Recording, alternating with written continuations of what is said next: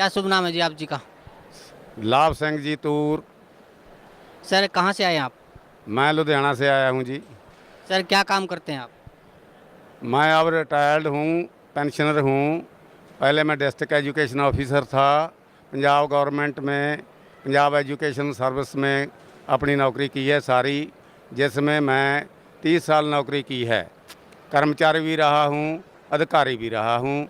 और 31/3/7 को मैं फरीदकोट ज़िला से डिस्ट्रिक्ट एजुकेशन ऑफिसर रिटायर हुआ हूँ। सर परम संत सतगुरु रामपाल जी महाराज की शरण माने से पहले आप कौन सी भक्ति करते थे? उससे पहले मैं बहुत भक्ति की है, कई प्रकार की भक्ति की है। क्योंकि मेरे घर में कुछ ऐसी बातें थी कि पहले मेरे बाबा जी की लत खड़ी हो गई, फिर मेरे पिताजी की लत सूख गई और उसके संगड़ लगे पागल हो गया था। वो थानेदार हैं, दिल्ली पुलिस से रिटायर हुए हैं 40 साल की सर्विस के बाद। उनको राष्ट्रपति मेडल भी मिला हुआ है। और उसके बाद दो, दो एक 1990 में मेरे को अधरंग का अटैक हो गया, तो मेरी टांगें भी खड़ गई। उसके बाद फिर मैं कभी किसी के पास, कभी किसी के पास, कभी किसी के पास, झाड़ा लगाने वालों के पास, संतों के पास, सभी जगह घूमा, इसलिए कि ये बीमारी मेरे से आगे नहीं जानी चाहिए। तो उसके बाद ये बीमारी का कोई भी इलाज नहीं हुआ।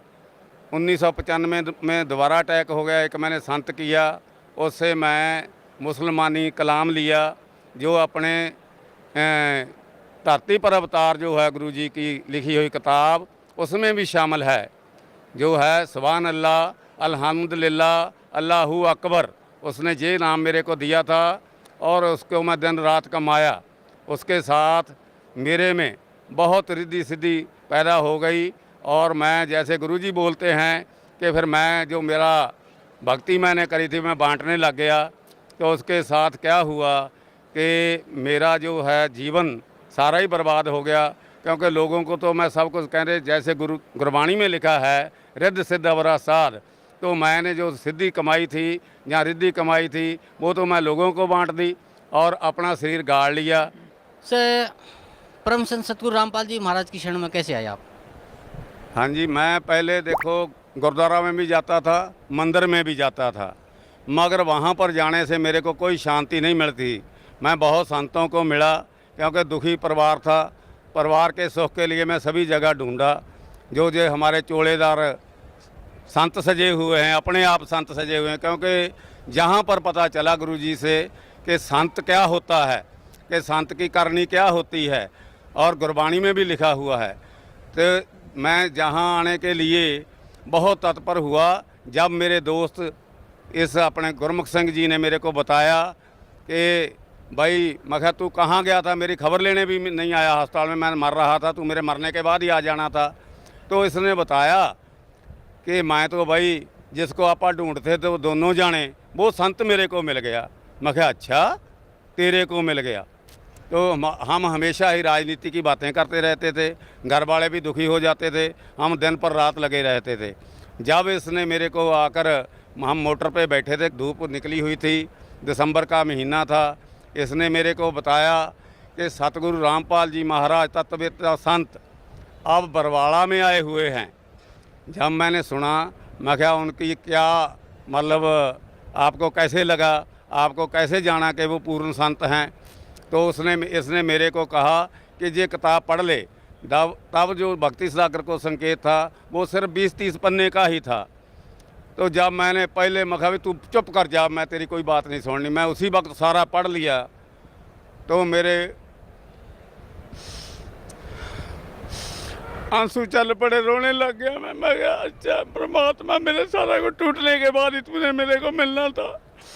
तो जब इसने सारा कुछ मेरे को बता दिया कि ऐसा ऐसा है, वहाँ पर ऐसा है, मैं ऐसे गया था, क्योंकि इसके साथ ठगी हो गई थी। वो ठगी के पैसे लेने के लिए आया था। उसने पैसे तो क्या देने थे, ये गुरुजी के पास है और आप ही ठगा गया। तो मेरे को इसने जब सारी बात बताई तो मैंने हौसला करके इसको कहा, क्योंकि मैं तो मंजे पे लेटा हुआ था, मेरे सारे ट्रक गुजर गया था, ये सब प्लेटें पड़ी हुई थी, ये छाती भी टूटी हुई थी, सब पीछे भी टूटा हुआ था, सब टांगें टूटी हुई थी, ये सब हाथ टूटे हुए थे। तो मैं गुरमुख जल्दी से जल्दी ले चल, मरने से पहले ले चल। तो जो गुरमुख सिंह मेरे को 8 जनवरी 2005 को गुरुजी के पास ले आया। गुरुजी के पास जाने से पहले ही मैंने कहा भी पहले मेरे को नाम दवा कहाँ से मिलता है। तो हमने नाम लिया। नाम भी मेरे को मालिक ने अपने हाथों से दिया। तीनों नाम गुरुजी देते हैं, तीनों नाम अपने हाथों से मेरे को दिए। अपना प्याला आप पढ़ाया और अपना आशीर्वाद तो देना ही था गुरुजी ने, मेरे मालिक ने। जब मैं जहाँ आया बंदी छोड़ सतगुरु रामपाल जी महाराज जी का मैंने जब दर्शन किया तो आपने सच करके जाना। मेरे से ऐसे लगा जैसे 1000 भूत निकल गया हो और मैं बिल्कुल शांत हो गया। जब गुरुजी ने मेरे को सतगुरु रामपाल जी महाराज जी ने जो प्याला पढ़ाते हैं पहली बारी वो हाथ से पढ़ाया और आशीर्वाद दिया तो मेरे बिल्कुल मैं शांत हो गया। और जो हड्ड मेरे टूटे हुए दुख रहे थे, दर्द हो रहा था, कोई दर्द नहीं था। शरीर में बिल्कुल शांति आ गई। और मालिक ने बताया बच्चा तेरे को पहले भी मैं बचाता रहा हूँ, जब तेरे एक्सीडेंट हुए थे और जब तेरे को अधरंग हुआ था, तो अब भी मैंने तेरे को बचाया है। तेरे को सतलोक लेकर जाना है। सतगुरु रामपाल जी ने जब ये बात कही कि तेरे को सतलोक लेकर जाना है तो मैंने गुरुजी से बताया गुरुजी मैं अब जब मेरा एक्सीडेंट हुआ तो मैं रब को बहुत गाली निकाली, अरे मेरे से अब क्या करना है, अब तो मैं तुर फिर भी नहीं सकता। क्योंकि ये सज्जी हाथ में डोंगा मेरे हाथ में होता था, उससे चल फिर सकता था, क्योंकि अधरंग से ये लत कमज़ोर हो चुकी थी। तो फिर मेरे को गुरुजी बोले बेटा कुछ नहीं हुआ, कुछ नहीं हुआ तेरे को। मैंने कहा गुरुजी मेरा तो कुछ भी नहीं रहा मेरे में। कहने तेरे पास सब कुछ है, तेरे हाथ में पूछड़ आ गया। जब पूछड़ आ जाता है तो बाल्टी भी मिल जाती है, लज भी मिल जाती है और जल का जो कुआं है उससे बाल्टी भर के आती है। तेरे को बच्चा संसार सुख दूंगा, माया दूंगा, तेरे को जो भक्ति है तेरी इसको कामयाब करके तेरे को सतलोक लेकर जाऊंगा। बच्चा किसी चीज़ का फिक्र नहीं करना। सतगुरु रामपाल जी महाराज जी ने ऐसा आशीर्वाद दिया कि उस दिन से मैं मुड़ के पीछे नहीं देखा। पहले आप मंदिर जाते थे, गुरुद्वारे जाते थे, झाड़ फूक करने वालों के पास जाते थे और आपने एक मुसलमान गुरु भी धारण किया था, उसके पास भी आप जाते थे, लेकिन वहाँ आपको कोई लाभ नहीं मिला। उसके बाद आप परम संत सतगुरु रामपाल जी महाराज की शरण में आए, उन्होंने आपको नाम दिया, भक्ति दी। तो जो भक्ति सतगुरु रामपाल जी महाराज ने आपको दी है, उस भक्ति का आपको क्या लाभ मिला? मेरे को पहले तो फिजिकल लाभ बहुत मिला, क्योंकि मैं तो मरना ही था, क्योंकि मेरा शरीर में कुछ भी नहीं है, टूटा हुआ सारा अंग अंग टूटा हुआ है। सतगुरु रामपाल जी मेहर के साथ इन्होंने ऐसा मेरा शरीर बना दिया। गुरुजी बोले थे कि बच्चा तेरा शरीर मैं बजर बना दूंगा, ऐसा बना दूंगा कि दुनिया देखेगी। और वो दिन दूर नहीं जब मैं दोबारा चलने लगूंगा। मेरे मालिक की ऐसी रजा हो रही है। और जो आर्थिक फायदा हुआ है उसका तो कुछ कहना ही नहीं है। एक दफ़ा की मैं बात बताता हूँ कि मैंने मेरी बदली कर दी।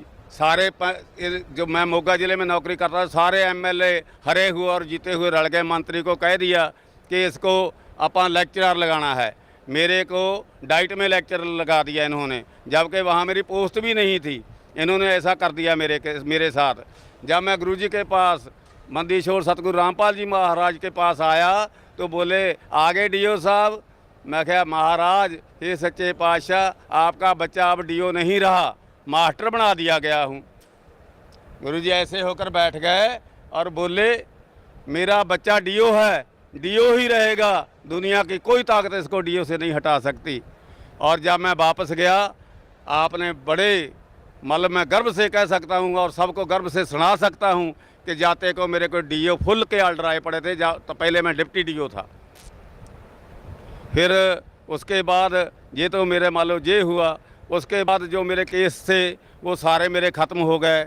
और मेरी पेंशन जो थी, क्योंकि ये बादल सरकार है जो, इनके साथ मेरा झगड़ा चलता ही रहा जितनी देर ये सरकार में आते रहे। तो फिर क्या हुआ, मेरी पेंशन 15 मार्च 2007 को बन के सारी आ गए, मेरे बेनिफिट सारे आ गए। और 31/3/7 को मैं रिटायर हो गया और अपने घर बड़े ऑनर से मेरे को डीसी ने और जो एडीसी था उसने घर में भेजा। और मेरे सारे स्कूलों ने और मेरे सारे अफसरों स्कूल अफसरों ने और जो हमारा सेक्रेटरीट था उन अफसरों ने मेरे को इतनी बड़ी पार्टी दी कि दो पार्टी दी 2 दिन ADC साहब मेरी मतलब पार्टी में बैठे रहे, तो ये कोई छोटी बात नहीं। मैं सिर्फ 6 महीने वहाँ पर काम किया था। 6 महीने में परमात्मा ने मेरे को ऐसा बना दिया वहाँ पर, क्योंकि लोग 10% लेते हैं, मैंने करोड़ों रुपया बांटा सर्व शिक्षा अभियान का, जिसमें से मैं एक पैसा भी गली वाला लेके नहीं देखा। और परमात्मा ने ऐसी मेरी रजा करी है मेरे पर, बंदी छोड़ सतगुरु रामपाल जी महाराज के आशीर्वाद से मैं अपने ऑनर के साथ अपने घर रिटायर होकर आया। सर अभी जैसे आप बता रहे थे कि आप किसी संत को ढूंढ रहे थे, तो आपके मित्र ने बताया कि जिस संत को हम ढूंढ रहे थे हमें वो संत मिल गया है। तो किस संत को ढूंढ रहे थे आप? हम उस संत को ढूंढ रहे थे जो पूर्ण हो और पूर्ण नाम दे। वो नाम दे हमारे यहाँ पंजाब में गुरु नानक देव जी को सबसे बड़ा गिना जाता है, और उसी के बारे में कहा जाता है कि गुरु नानक ही एक अकेले हैं जो सचखंड को गए हैं। और सचखंड जब भेजने वाला संत हमें चाहिए, जो वो संत चाहिए जो हमको वो नाम दे जिसको जप कर गुरु नानक देव जी सचखंड में गए थे। और परमात्मा सतगुरु रामपाल जी महाराज में वो सभी गुण मौजूद हैं। हमको जब हम जहाँ आए, कहने लो बेटा पहला नाम दिया तो हमने आपको बता दिया कि मेरे को क्या क्या आशीर्वाद दिया। जब दूसरा नाम दिया, कहने बेटा ये वो नाम है जिसको सिख लोग सतनाम कहते हैं। फिर तीसरा नाम दिया जब, तो गुरुजी बोले, मेरे साथ गुरमुख दास भी थे, कि बेटा लो संकट मोच जगत में गुरु नानक के बाद आज आपको ही तीसरा नाम मिला है। तो हम गदगद हो गए और जाकर इतना रोए, और गुरुजी के पास भी रोते रहे, रोते रोते चले गए कि हम इतने भाग्यशील हैं, इतने कर्मवंत हैं, और हमारा सी तो सारा टूटा पड़ा है कि हमको ऐसे संत मिल गए, ऐसे परमात्मा मिल गए कि जेड़े हमको अब कोई कसर नहीं छोड़ेंगे, हम जरूर जाएंगे। हमको 100% 101% यकीन हो गया कि हम जरूर सतलोक जाएंगे। सर जैसे अभी आप बता रहे थे कि आपको सतनाम मिला, आपको सार नाम मिला, और आप बता रहे थे कि भी गुरु ग्रंथ साहिब में भी उन सब नामों का जिक्र है हाँ जी, जो नाम नानक जी ने जपे थे। और परम संत सतगुरु रामपाल जी महाराज ने आपको कहा कि आपको वो नाम दिया है जो पूरे सिख समाज में या तो कभी नानक जी ने जाप किया था या फिर आपको मिला है। तो क्या इसका क्या कहाँ से इसका वर्णन है? गुरु ग्रंथ साहिब में है या किसी और ग्रंथ में है? कहाँ इसका उल्लेख मिलता है? देखो हमारे सिख जगत में पहली बात तो ये कहते हैं कि परमात्मा निराकार है, निरंकार है। तो जब गुरुजी से मेरे को ज्ञान मिल गया और मैं रिटायर हो गया, तो मैं गुरु ग्रंथ साहब की 4 सेंचियाँ लेकर आया। 4 सेंचियाँ लेकर आया तो मैं 3 साल उसकी खोज करी कि जो परमात्मा कहते हैं, गीता में बताते हैं, वेद में बताते हैं, क्या वो बात सच है कि गीता में लिखा है कि 3 परमात्मा हैं और उसका 3 नाम हैं जपने के भी, ओम तत् सत। तो हमारे कहाँ लिखे हुए? जरूर लिखे होंगे, क्योंकि गुरु नानक को भी सब पता होगा जी। अगर गुरु नानक पूरा था तो उसको भी पता होगा। तो मैंने फिर इसके कारण ये सब जो बातें थी, इनके सवाल ढूंढने के लिए फिर मैं गुरु ग्रंथ साहब लेकर आया। तो उसके पहले तो मैं ये ढूंढा कि परमात्मा साकार है। 1257 पन्ने पर लिखा हुआ है कि बागे कापड़ बोले बैन, लम्मा नक ते काले तेरे नैन, कबू साहब देखिया भैन। बई यह जिहा साहब आ जिहदियां कालियां अखां ने, सोहना मूँह आ, मिठी बोली बोलदा ते उहदा चिट्टा दुੱਧ वर्गा रंग ते उहदे कपड़े ने। ते मैं बड़ा हैरान होया भी ये तो कहने निरंकार आ, ये तो सारी तस्वीर नानक जी ने खिंची पई है। फिर दूसरी एक 567 पन्ने पे लिखा हुआ है कि सोहना नक ते लंबड़े तेरे वाला। और फिर क्या लिखा है कि तेरे सोनरी माला पहनी हुई है, तेरा शरीर सुनहरी है, तेरे वाल जिहड़े ने सोने रंगे ने, ते तू हंस वांगू ठिमक ठिमक तुरदा हैगा। ये सारा वो शब्द में लिखा है 567 पन्ने ते, जिहड़ा मर्जी देख लवे ये। तो मान लो उतों सिद्ध हो गया कि पहली गल कि गुरु जिहड़े है परमात्मा वो साकार हैं। क्योंकि जे फिर मैंने क्या देखा कि जे कहते हैं गुरु नानक देव जी का कोई गुरु नहीं है, ये सारे लोग डंडोरा पीट रहे हैं कि गुरु नानक देव जी का कोई गुरु नहीं है। तो 227 पन्ने पे मैंने पढ़ा। गुरु नानक देव जी आप खुद कहते हैं, क्या कहते हैं, सतगुर देखया जैसे मैं आपको देख रहा हूँ, सतगुर देखा दीख्या लीनी। दीख्या का मतलब है मैंने उससे इनिशिएशन ली, मंत्र लिया। सतगुर देखा दीख्या लीनी, मन तन अर्पियो, उन्होंने मैं सारा कुछ अपना भेंट कर दिता। मन तन अर्पियो अंतरगत कीनी।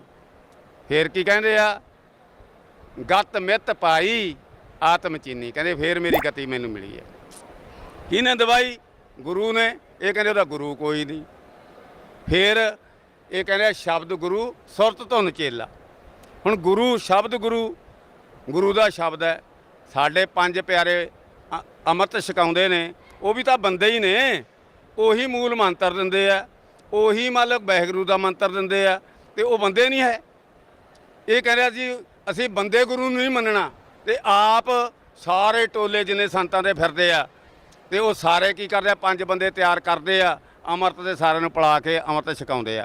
ते गुरु नानक देव जी कहंदे मेरा तो गुरु है, मैं नाम लिया वो तो, नाम लैके जदों मैनूं पता लग्या भी ये पूर्ण है, मैं सारा कुछ उहनूं अर्पण कर दिता, तां मैनूं गति मिली है। सर अभी आप बता रहे थे कि पूरा सिख समाज परमात्मा को निराकार मानता है और गुरु ग्रंथ साहिब में परमात्मा को साकार लिखा हुआ है। जी और अभी आप बता रहे हैं कि गुरु नानक जी ने भी गुरु धारण किया था। जी। तो क्या आप बता सकते हैं कि गुरु नानक देव जी के पूज्य गुरुदेव जी का क्या नाम था? देखो जी, जो जहाँ पर मेरे को पता आकर चला, क्योंकि सिख समाज में तो वो मिलनी नहीं थी बात, जहाँ पर सतगुरु संत रामपाल जी महाराज तत्वपिता संत जी ने हमको बताया, क्या बताया कि जो गुरु नानक का गुरु था वो जिंदा महात्मा था। क्योंकि परमात्मा जब भी ऊपर से आता है, जिसको भी दर्शन देते हैं तो जिंदा महात्मा के रूप में आते हैं, चाहे वो धर्मदास हो, चाहे वो मलूक दास हो, चाहे वो दादू दास हो, चाहे मतलब वो हो अपना रामानंद जी होण। ते रामानंद जी नूं भी कबीर साहब आप मिले, सारा कुछ दस्सिया। जदों फिर ये सारा सिख समाज कहंदा जी उन्होंने तो जिंदा महात्मा मिलिया सी, ते गुरु जी ने बताया, सतगुरु रामपाल जी महाराज जी ने बरवाले वालियां ने ये बताया, जब वेदों में सिद्ध कर दिया, गीता में सिद्ध कर दिया कि वो जिंदा महात्मा जिसकी डेफिनेशन लिखी हुई है वेदों में कि वो जिंदा महात्मा कबीर साहब आप है। वो कभी भी होता है, वो सभी के दुख दूर करता है, वो सभी के अंग बदल देता है, वो मुर्दे को जिंदा करता है। और जो उसका बरसाया हुआ संत होता है, क्योंकि संत कौन होता है, जैसे अपने वो लिखा है वाणी में, गरीबदास जी की वाणी में क्या लिखा है, संत साहब एक शरीरा गुरु बिन लागे ना तीरा। क्योंकि वो साहब ते गुरु इक्को ही चीज़ होंदे आ। फिर एक दफ़ा एक थां ते होर लिखा होया कि संतन और साहब में अंतर किछ नाही, साहब का घर संतन के माही, जे बैठा है वो कबीर। रामपाल, मैंने सोचा जब गुरुजी बोलते हैं सतगुरु रामपाल जी कि तेरा रामपाल अज्ञान किया सतलोक का वासी, अगर वो सतलोक का वासी है तो वो तो सतलोक में रह गया, तो फिर ये कौन है? तो फिर मैंने अपने भक्ति के अनुभव से मैं ये कह सकता हूँ, मेरे को जलवा जो दिखाया, कई गल्लां ऐसी होती हैं जो संसार में नहीं बताई जाती। फिर वो मतलब जो है कबीर साहब गुरु महाराज अपने जो हैं सतगुरु रामपाल जी महाराज, इनके शरीर में आकर अपने आप कबीर साहब बैठे हैं। ये पूर्ण कबीर परमात्मा हैं। अगर किसी ने देखना है तो अपनी भक्ति करे, अनुभव से देखे। नानक जी के गुरु जो हैं वो कबीर साहब ही हैं, क्योंकि गुरु जी ने और जो इतिहास है ये कहते हैं इतिहास में तो कहीं मिलनी होती नहीं है। देखो जी, जब कबीर साहब जो पहली दासी है गुरु नानक देव जी की, वो कांसी की है, कांसी में गए और बाणी लेकर आए और वहाँ पर ही उनको सतनाम दिया। बेई नदी की ये साखी सुनाते हैं कि वो सच्ची है। बेई नदी से संत जो था उनको ले गया सतलोक में, जो सतलोक में लेकर गया तो आकर उनको सतनाम का मंत्र दिया। बिल्कुल ठीक है। तो अब जे मुकर रहे हैं वो साखी सुनाने हट गए हैं। क्यों? इनका पोल खुल रहा है। अब जो भाई बाले की साखी है उसमें लिखा हुआ है कि जो बेई नदी की साखी है उसमें ये सारा वर्णन है कि कैसे कबीर साहब जिंदा महात्मा के रूप में गुरु नानक देव जी को सतलोक लेकर गए और उसको वहाँ से नाम दे के लेकर गए। वो कहता वहाँ बोला जब झांकी देख कबीर की नानक कीती वाह वाह सिखा के गल पड़ी कौन छटावे ता कहते उत्थे कहता इन्होंने वाह गुरु क्यों कहा। ਜਦੋਂ कबीर साहब इन्हों उत्थे लै गए उत्ते तां ये जब उत्ते चले गए तां इन्होंने देखा भी आ जिहड़ा मेरे नाल आया ये तो होर आ ते आ तख्त ते होर बैठा ते आ जिहड़ा चौर है करन वाला होर है। ये की गल होई बई ते पहला तो जिहड़ा चौर करन वाला सी वो तख्त वाले च समा गया फिर तख्त वाला उठिया जिहड़ा थल्लियों गया सी उहदे विच समा गया ते फिर ओह तख्त ते बैठ गए। जदों ये झाकी देखी गुरु नानक देव जी ने तां गुरु नानक देव जी बोले वाह गुरु वाह गुरु और सिखों ने उस वाह गुरु को अपना गुरमंत्र बना लिया। गुरु नानक देव जी ने अपने गुरु के बारे में परमात्मा के बारे में दो जगह पूरा एक जगह पर तो नाम ही लिख दिया। क्या लिखा है पहला तो गुरु ग्रंथ साहब के पन्ना नंबर 24 में लिखा है कि दानक रूप रहा करतार माफाई सूत मलुकी वेश ये ठगवाड़ा ठगी देश। तुसी देखो भी वो सारा जो शब्द है वो अपने गुरु की उस्तत में लिखा हुआ है। और जो है अपना 721 पन्ने पे तो नाम ही लिख दिया हक्का कबीर करीम तू बे है परवरदिगार। तुसी दसो परवरदिगार कौन है इक्को ही आ दुनिया के उत्ते परवरदिगार जिहड़ा दुनिया नूं पालदा सारी नूं ते दुनिया नूं पैदा करदा है। परवरदिगार जदों उन्होंने कहता कबीर परमात्मा नूं कि तू ही परवरदिगार है तू ही सच्चा है तू ही सच है ते मतलब तू ही मतलब सारी दुनिया नूं पालनहार है। से अभी जैसे ये बता रहे थे भगत जी के एक वाणी है गुरु ग्रंथ साहिब में हाँ जी नीच जात परदेसी मेरा छिनावे छिन जावे और ताकि संगत नानक रहंदा कैसे मुड्ढा पावे क्यों कर मूड़ा पावे। तो आपका कहने का मतलब है कि जो अब तक सिख धर्म में भ्रांति फैली हुई थी कि नानक जी का कोई गुरु नहीं था तो ये गुरु ग्रंथ साहिब में ही वर्णन है कि कबीर परमात्मा ने ही नानक जी को नाम उपदेश दिया था और वही उनके गुरु थे बिल्कुल। और अभी जैसे आप बता रहे थे कि सिख धर्म में एक भ्रांति फैली हुई कि परमात्मा निराकार है तो वो भी गुरु ग्रंथ साहिब में वर्णन है कि परमात्मा साकार है।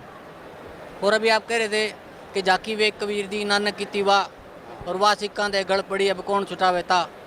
तो क्या ये जो सिख धर्म में आजकल जो मंत्र फैला हुआ है या जो जाप जपते हैं वाहिगुरु वो क्या है वाहिगुरु? देखो जी जैसे हम सत साहब कहते हैं ये कहते हैं वाहिगुरु का अर्थ इनके लिए है परमात्मा पर इनको ये पता नहीं वो वाहिगुरु कौन है। जिस दिन मेरे को गुरु जी ने सार नाम दिया था तो उस दिन बताया था कि बेटा ये वाहिगुरु है वो जिस क्योंकि जो गुरु नानक देव जी की वाणी है वो संकेतक वाणी है। वहाँ पर जो सतनाम लिखा है वो 2 नाम का मंत्र है।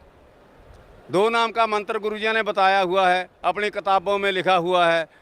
और दो फिर जो समुद्र की साखी है उसमें भी वर्णन किया है कि गुरु नानक देव जी ने वो जपा था और पाई वाले मर्दाने को कहा तुमने नहीं जपना जी। जब वो जपने लगा तो मर्दाना डूबने लगा तो उसमें गुरु नानक जी बोले कि तू ये क्यों जप रहा है तू गुरु की करनी वाल ना जा गुरु की कहनी वाल जा गुरु का हुक्म मन। तो फिर जोड़ा भाई बाला सी वो फिर वाहिगुरु कहन लग गया तो तरन लग गया उत्ते क्योंकि वो जोड़ा वाहिगुरु मंत्र गुरु नानक देव जी ने दिता जैसे गुरु जी ने आपां नूं बताया है बंदी छोड़ सतगुरु रामपाल जी महाराज ने बताया है कि उसके साथ जो इंसान सिक्खी मर्यादा में रहकर अपनी भक्ति कर रहा है तो वो भी जन्म पा रहा है सिख का अभी तक। तो मैं सिख जगत जो है उसके बारे में यही कहूँगा कि ये बंबल भूसे छोड़ दें क्योंकि गुरु नानक देव जी के बाद अब पूर्ण परमात्मा के रूप में जो है बंदी छोड़ सतगुरु रामपाल जी महाराज आए हैं जिन्होंने सारे दुख दूर कर दिए हैं सभी दुनिया के दुख दूर कर रहे हैं। सर गुरु ग्रंथ साहिब में कहीं पे पूर्ण संत की पहचान भी लिखी हुई है। हाँ जी पूर्ण संत की पहचान ये लिखी है ਕਿ ਸਾਸ ਗਰਾਸ ਨਾ ਵਿਸਰੇ, ਹਰ ਨਾਮਾ ਮਨ ਮੰਤ, ਧਨ ਸੇ ਸੇਈ ਨਾਨਕਾ ਸੋਈ ਪੂਰਨ ਸੰਤ।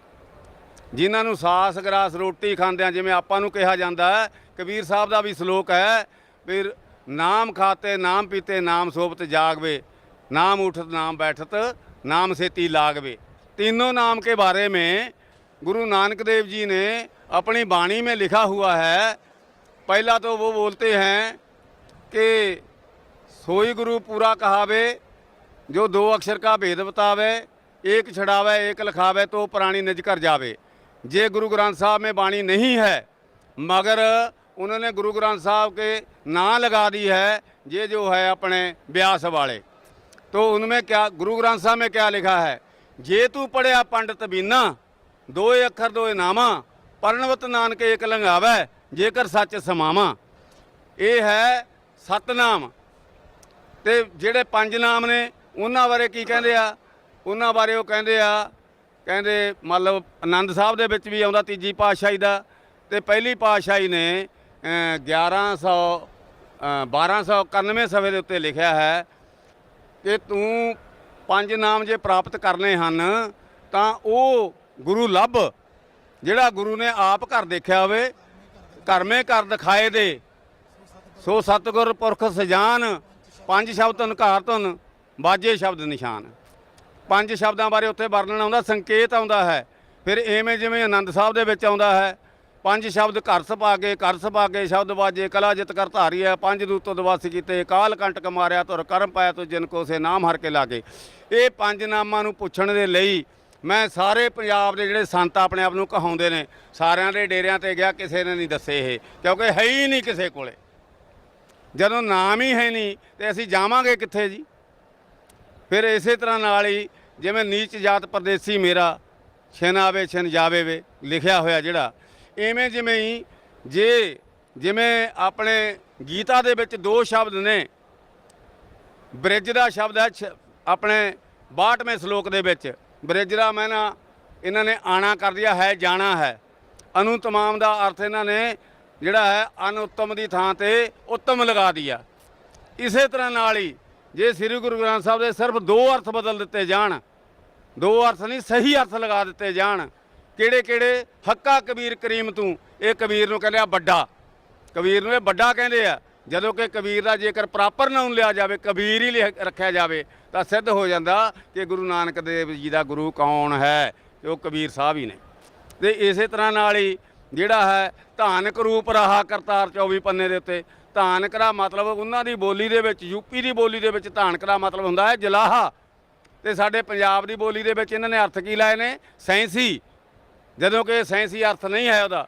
ਜੇ ਉਹਦਾ ਅਸਲੀ ਰੂਪ ਮੰਨ ਲਓ ਅਸਲੀ ਅਰਥ ਲਗਾ ਦਿੱਤਾ ਜਾਵੇ, ਧਾਨਕ ਨੂੰ ਜਲਾਹਾ ਲਿਖ ਦਿੱਤਾ ਜਾਵੇ, ਤਾਂ ਸਾਰੇ ਗੁਰੂ ਗ੍ਰੰਥ ਸਾਹਿਬ ਦੀ ਜੋ ਥਿਊਰੀ ਹੈ ਉਹ ਸਾਰੀ ਚੇਂਜ ਹੋ ਜੂਗੀ, ਤੇ ਸਾਰੀ ਦੁਨੀਆ ਨੂੰ ਆਰਾਮ ਆ ਜਾਊਗਾ, ਤੇ ਸਭ ਨੂੰ ਸਭ ਕੁਝ ਮਿਲ ਜੂਗਾ। सर, परम संत सतगुरु रामपाल जी महाराज से नाम उपदेश लेने के बाद आपको शारीरिक सुख मिला, आपको आध्यात्मिक लाभ मिला, आपको आर्थिक लाभ मिला, और जहाँ तक अभी आप बता रहे हैं कि परम संत सतगुरु रामपाल जी महाराज से नाम उपदेश लेने के बाद ही आपको गुरु ग्रंथ साहिब के गूढ़ रहस्यों के बारे में पता चला। आपको पता चला कि गुरु ग्रंथ साहिब में लिखा हुआ परमात्मा साकार है, जबकि सिख धर्म अब तक मानता था कि परमात्मा निराकार है। गुरु ग्रंथ साहिब में आप बता रहे कि लिखा हुआ है कि गुरु नानक देव जी के जो पूज्य गुरु जी थे उनका नाम कबीर जी था, जबकि सिख धर्म में मानते हैं कि भ्रांतियाँ फैली हुई कि गुरु नानक जी का कोई गुरु नहीं था। तो ये सब बातों की जानकारी आपको मिली, आपको पता चला कि सतनाम क्या है, आपको पता चला कि जीव की मुक्ति कैसे हो सकती है, 3 नाम से कैसे हो सकती है, 5 नाम क्या हैं। आप उन 5 नामों की जानकारी के लिए पूरे सिख धर्म के गुरुओं के पास भटक लिए थे, लेकिन आपको परम संत सतगुरु रामपाल जी महाराज ने ही आपको बताया कि 5 नाम क्या होते हैं। तो सर, मैं आपसे ये जानना चाहता हूँ कि भगत समाज को या सिख समाज से जिससे आप जुड़े हुए हैं, उन्हें आप क्या संदेश देना चाहते हैं? 1328 पन्ने पे गुरु नानक देव जी लिखते हैं, अग्ने बिंब पवने की बाणी, 3 नाम के दासा, ते तस्कर जे नाम न लेवै वासै कोट 85। भी ਉਹਦੇ 3 ਨਾਮ ਹੁੰਦੇ ਆ ਜਪਣ ਵਾਲੇ, ਜਿਹੜੇ ਤੁਸੀਂ ਜਪਣੇ ਨੇ ਤਾਂ ਪਾਰ ਲੱਗੋਗੇ। ਫਿਰ ਤਿੰਨ ਨਾਮ, ਤਿੰਨ ਹੀ ਪਰਮਾਤਮਾ ਨੇ। ਜਿਵੇਂ ਗੀਤਾ ਦੇ ਵਿੱਚ ਕਿਹਾ ਹੋਇਆ ਵੀ ਗੀਤਾ ਦੇ ਵਿੱਚ ਉਹਨਾਂ ਨੇ ਕਿਹਾ ਵੀ ਤਿੰਨ ਪਰਮਾਤਮਾ ਨੇ, ਉਹਦੇ ਵਿੱਚ ਉਹਦਾ ਸਬੂਤ ਵੀ ਮੈਂ ਲੱਭ ਲਿਆ। ਉਹ ਵੀ ਸਬੂਤ ਕੀ ਹੈਗਾ, ਗੁਰੂ ਨਾਨਕ ਦੇਵ ਜੀ ਲਿਖਦੇ ਆ, ਹਉਮੈ ਮਮਤਾ ਲੋਭ ਬਨਾਸਨ, ਹਉਮੈ ਮਮਤਾ ਲੋਭ ਬਨਾਸਨ, ਨੌ ਦਰ ਮੁਕਤੇ ਦਸਵੇਂ ਆਸਣ, ਉੱਪਰ ਪਰੈ, ਇੱਕ ਉੱਪਰ ਪਰੇ ਬੈਠਾ, ਪਰੇ ਅਪਰੰਪਰ, ਇੱਕ ਤੀਜਾ ਬੈਠਾ ਪਰੇ ਅਪਰੰਪਰ, ਸਭ ਤੋਂ ਉੱਪਰ। ਜਿਨ ਆਪੇ ਆਪ ਪਾਇਆ, ਜਿਹੜਾ ਆਪਣੇ ਆਪ ਹੀ ਪੈਦਾ ਹੋਇਆ, ਜਿਹੜਾ ਸੰਸਾਰ ਨੂੰ ਪਾਲਣ ਵਾਲਾ। ਜਾਣੀ ਜੋ ਗੱਲ ਗੀਤਾ ਨੇ ਕਹੀ, ਜੋ ਗੱਲ ਵੇਦਾਂ ਨੇ ਕਹੀ, ਉਹ ਸਾਰੀ ਗੱਲ ਜਦੋਂ ਗੁਰੂ ਜੀ ਨੇ ਮਤਲਬ ਮੈਨੂੰ ਮੇਰੀਆਂ ਅੱਖਾਂ ਦਾ ਜਿਹੜਾ ਸੀਗਾ ਮੋਤੀਆ ਬਿੰਬ ਲਾ ਦਿੱਤਾ, ਤਾਂ ਉਦੋਂ ਬਾਅਦ ਮੈਨੂੰ ਗਿਆਨ ਯੋਗ ਮੇਰਾ ਖੋਲ੍ਹ ਦਿੱਤਾ, ਤਾਂ ਮੈਨੂੰ ਜਿਹੜਾ ਬਿੰਬ ਸੀ ਗੁਰੂ ਗ੍ਰੰਥ ਸਾਹਿਬ ਦੇ ਵਿੱਚ ਉਹ ਸਾਰੇ ਸਾਹਮਣੇ ਮੇਰੇ ਖੁੱਲ੍ਹ ਗਏ ਅਤੇ ਮੈਨੂੰ ਸਾਰਾ ਗਿਆਨ ਹੋ ਗਿਆ। ਅੱਜ ਮੈਂ ਸਿੱਖ ਜਗਤ ਨੂੰ ਇੱਕੋ ਹੀ ਅਪੀਲ ਕਰਨੀ ਚਾਹੁੰਦਾ ਹਾਂ ਬਈ ਜੇਕਰ ਤੁਸੀਂ ਪਾਰ ਲੱਗਣਾ ਹੈ ਤਾਂ ਤੁਸੀਂ ਠੀਕ ਹੈ, ਤੁਸੀਂ ਭਗਤੀ ਕਰਦੇ ਹੋ, ਵਧੀਆ ਪੁੰਨਦਾਨ ਵੀ ਬਹੁਤ ਕਰਦੇ ਹੋ, ਸੁੱਖ ਵੀ ਤੁਹਾਨੂੰ ਬਹੁਤ ਨੇਗੇ, ਤੁਸੀਂ ਮਨੁੱਖ ਜਨਮ ਦੇ ਵਿੱਚ ਵੀ ਰੋਂਦੇ ਆ ਰਹੇ ਹੋ।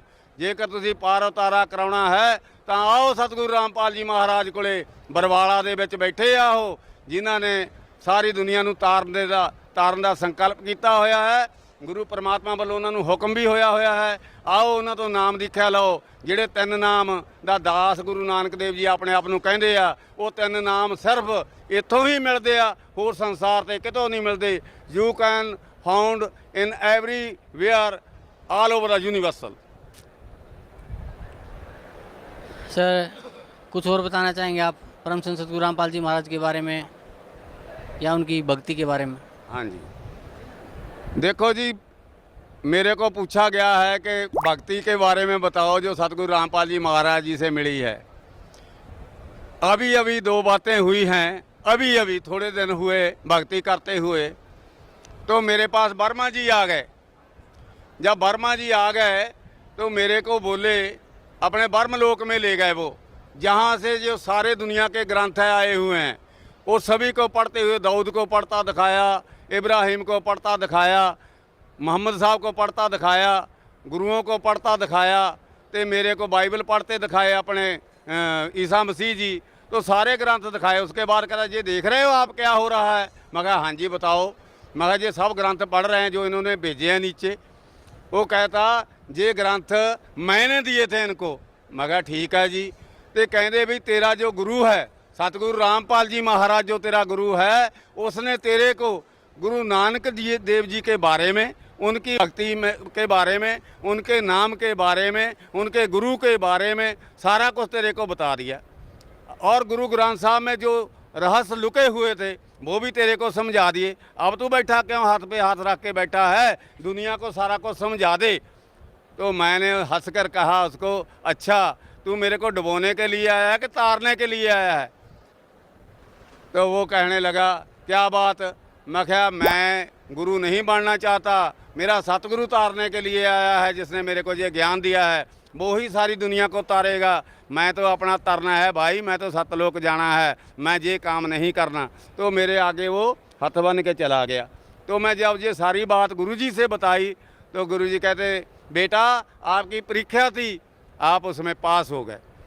और अब नवी नवी बात हुई, 10-15 दिन एक ऐसा जीव आया करे, वो कभी विष्णु का रूप धारण कर लिया करे, कभी शिव जी का, कभी कैसा कभी कैसा। तो मेरे को बहुत सतलोक के सवाल करा करे और दिखा दिया करे, ये देखो सेब लगे हुए हैं, ये दूध की नदियां हैं, ये फलां है, ये कामधेनु गऊ खड़ी है और आप जो चाहो तो ले सकते हो हैं। मगर बात एक पूछनी चाहता हूँ मैं, ये कहने लगा कि जब ये खाओगे आप, भर लोगे पेट, तो आपका जो है आपकी व्यवस्था कहाँ जाएगी? तो मैंने कहा भाई अगर मैं जवाब कोई गलत मलत दे दिया तो मेरे गुरुजी गुस्से हो जाएंगे। पहले तो हमको सभी को ये कहा हुआ है ना कि अगर कोई ऐसी बात हो जाए तो आपने नाम जपना है, अगर कोई ऐसी वैसी चीज़ होगी तो चली जाएगी। तो नहीं, आपने बात करनी क्या बात है? तो हम उनसे बात करें, वो हर रोज़ एक नया बन के आ जा करे। कभी क्या करे, ये तुम्हारे घर हैं, इन घरों में आपकी फैमिली बसेगी, उस फैमिली में आप कैसे बच्चे पैदा करोगे, क्या करोगे? गुरु जी ने तो आपको बताया हुआ था, सभी को मालूम है वो, मगर मैं डरता हुआ कोई जवाब ना दे सका। 15 दिन वो मेरी जान खाते रहे और एक नमार वो जाता रहा। फिर एक दिन मैंने कहा कि लाभदास जी तो तेरे को पागल कर देंगे। तो मैंने क्या कहा कि अच्छा कोई बात नहीं, मैं अपने सतगुरु रामपाल जी महाराज बरबाड़ा वाला से अब पूछ के बताऊं सारा कुछ तेरे को, सारे सवालों का जवाब कल को मिल जाएगा, सभी ने आ जाना। तो वो 15 आदमी टोला बना के मेरे पास आ गए। जब 15 आदमी टोला बना के आ गए तो कहते हाँ भी बता। मैं गुरुजी से पूछ रखा था। गुरुजी ने 1 मिनट में गुंडी खोल दी। क्या बोले कि बेटा वहाँ तो सब कुछ तेज पुंज का है, वहाँ बेटा कहाँ बनेगी जब उधर ही नहीं है। चलो अखे बाकी मैं भाई जो चीज़ें मांगनी है वो शब्द शक्ति आपको मिली होगी, शब्द से जो मर्जी मांगो, जो मर्जी लो। तो मैंने जब ये बताई, वो कहते आपके गुरु पूरे हैं, सत साहब। ये बात मैं आज ही गुरु जी को मिलने के समय बताई तो गुरु जी कहते जय बंदी छोड़ की। जय बंदी छोड़ के।